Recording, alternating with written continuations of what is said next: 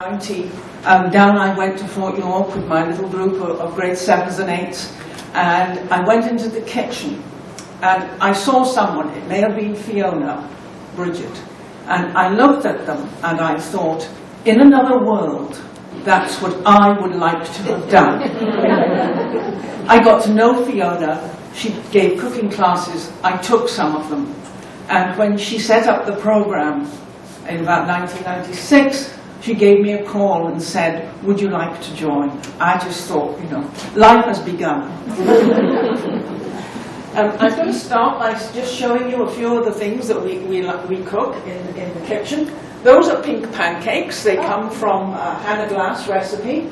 We make them quite a lot these days because we now have a garden and we grew quite a lot of beetroots last year, and we made an awful lot of the pancakes. Sorry, I'm sorry. Yeah. That is a jug. I bought that at an OWHN conference because I'd always wondered how do you jug a hare, and what kind of jug were there purpose-built jugs? And yes, there are. And I was assured that that would be just right for doing a hare. We haven't done a hare yet, but we have done other goodies inside, sort of like a very slow stew. And it's delicious. Those are muffins, English muffins. They're wonderful. They come from Eliza Rundle recipe. And it's just wonderful to see, you make the bread dough, and then you cut it out, and you put it on the griddle, and they rise, and they are just lovely. Turn them over. And you can even freeze them later, and use them at a later time. It's a very, very lovely recipe. This is the beginnings of a cabbage pudding, and here we have it boiling afterwards. Okay. And this is the beginnings of a tart, the ingredients being the apples, the orange, and the pastry. That was the next part. And this ended up as an intricately designed. Now, you might think, why would I do that? Well, if you look at the books back in 1840, there's a lovely cookbook called The Whole Duty of a Woman. And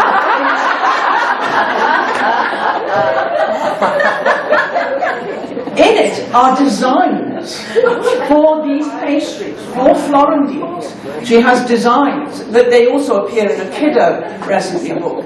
And I would never have even thought of attending this kind of thing had I not been to a cooking class in England given by Ivan Day, where we made a kiddo recipe for a lamb patty. And that was, this is what we did. It was an intricate design that he photocopied, and I thought, my goodness, you know, if he can do it, then so can we. And this is how a lot of our ideas come. You see something, you think, can I do it?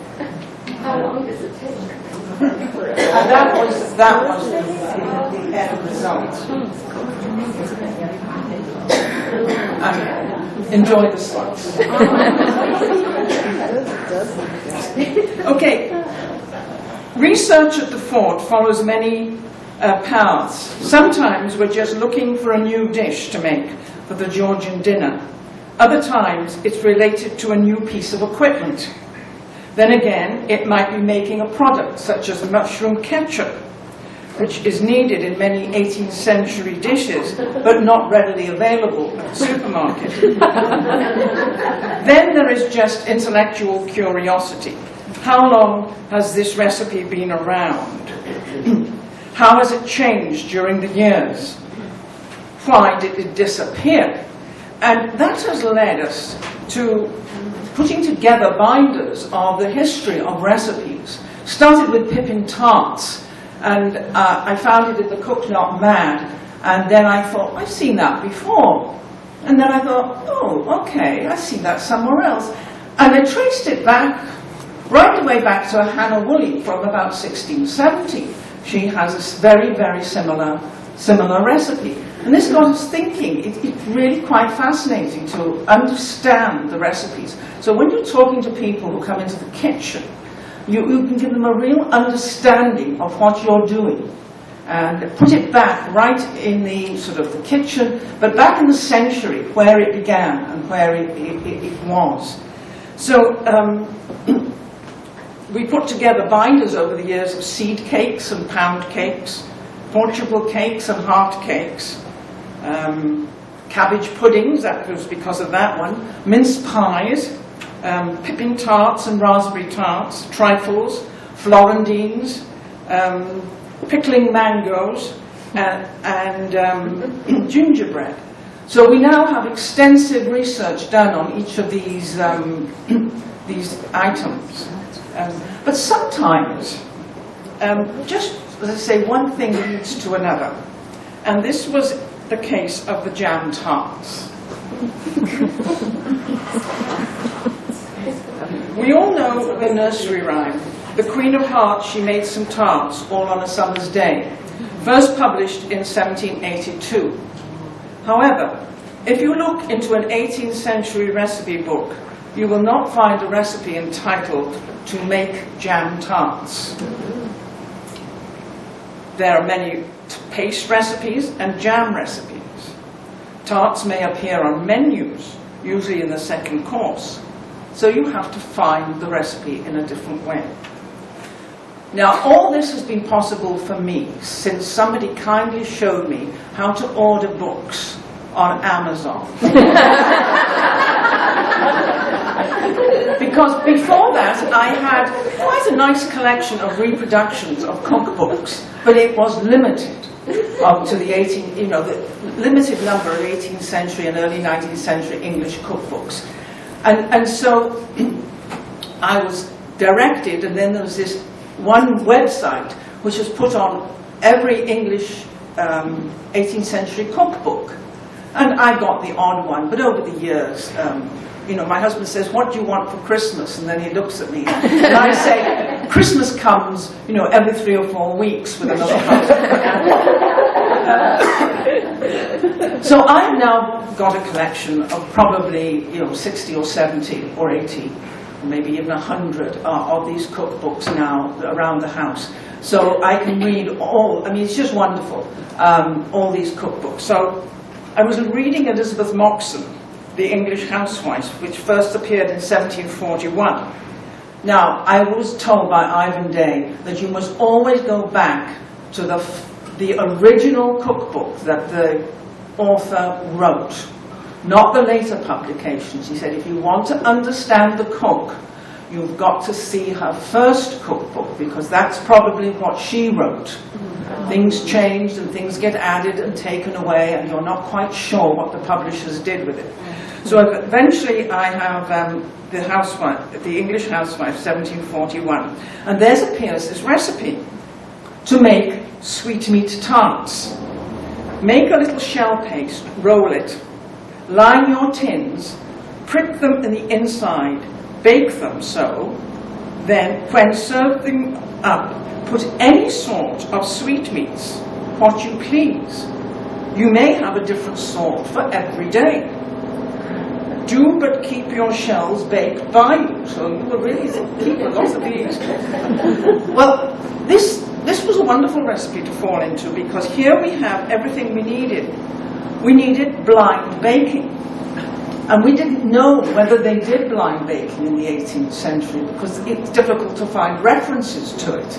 So here was a reference to pricking, and that was another good reference, because we didn't know, when you're just blind baking, we're not going to do what we do in the modern times. What did they do back then? And so they pricked it. Now we use a fork to do this, but so we now had all the information we needed to go ahead and make some pastry. So since Elizabeth Moxon had the instructions for making them, I thought I would look at one of her pastry recipes. This is it. Take a pound of wheat flour, rub it very small, 3/4 of a pound of butter, rub it as small. as the flour. Put to it 3 spoonfuls of loaf sugar, beat and sift it. Take the yolks of 4 eggs, beat them very well. Put to them a spoonful or 2 of rose water and as much fair water as will work it up into a paste and roll them thin. Now, this was an absolute gem. This pastry is simple to make, and it is very, very easy to roll, and you can re-roll and re-roll and re-roll till you have used every little bit of it. You don't need to throw anything away at the end. So now we had the pastry to make our tarts. What we now needed were the jams. Well, these were quite easily found. And we now make peach marmalade, strawberry jam, apricot jam, damson jam, blackcurrant jam, quince jam. Enough to have them every day. Many of these jars are sold in sealed jars in our gift shop, and they are great sellers. And but I got to wondering, well, they didn't have screw tops back then, and they didn't put them in a bath of water. What did they do? And so that started another sort of research project. And it happened around the same time as I went to a conference in Ottawa, and a lady from Genesee Village Museum gave a presentation on early 18th century coverings for jams. And she demonstrated 2 methods. The first was by dipping small circles of brandied paper in brandy and putting them directly on the jam, and then covering them with a circle of egg-washed paper, which was tied down with string. The second method was similar, in that the jam was covered with brandied papers, but instead of white paper, bladders were stretched over the top. Here are our bladders. Pigs' bladders, not ours personally. We had problems knowing how to stretch bladders. It really was a problem. How did you stretch them? And we decided to stretch them over a basin. And here we are.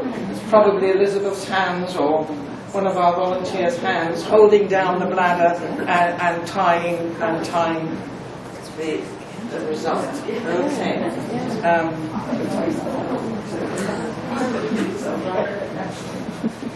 They seal perfectly.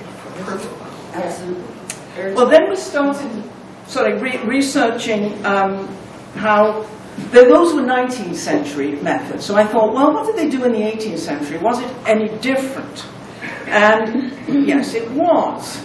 A little bit different. The first thing when you start reading all these jam recipes, and I must have read hundreds if not thousands, was the lack of information. And again, Ivan Day had always said, look for what isn't there. And this was one of good examples of that. Many of the recipes gave no suggestions for coverings at all. The author presumed you knew. Others were vague. Cover for use. Probably the 3 most common suggestions were, put them in pots or glasses and cover them close. Cover them with paper dipped in brandy, and then cover them with another piece of paper.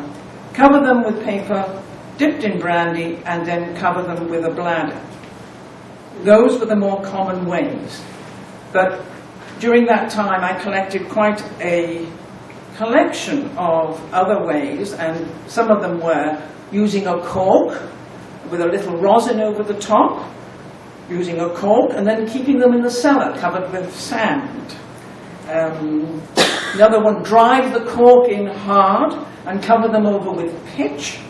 Melted butter, oil, or beef suet, brandied paper, then covered with leather. Cover them with a jelly of gooseberries. Cover them with bladders and leathers. People were very cautious. Melted mutton fat, white papers covered with oil, and corks. So we developed over the years. This sort of project went on for two or 3 years, and we would run a little workshop for ourselves, or we call them playtime, really. When we're doing something new like this, we say, do you want to come and play? got something for you to do.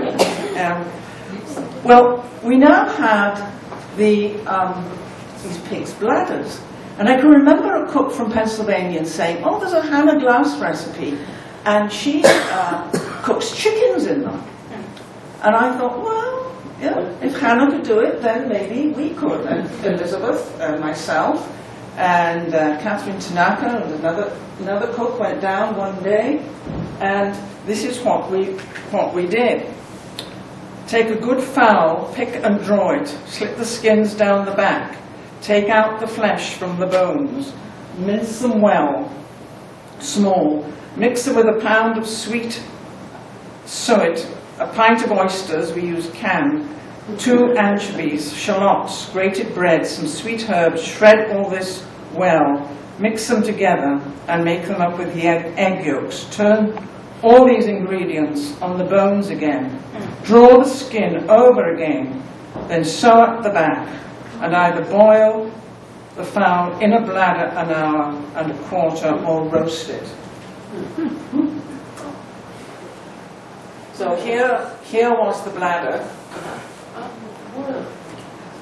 Here was the taking of the meat off the chicken bones, and there were the sweet herbs, and there we pounded it in a mortar and pestle.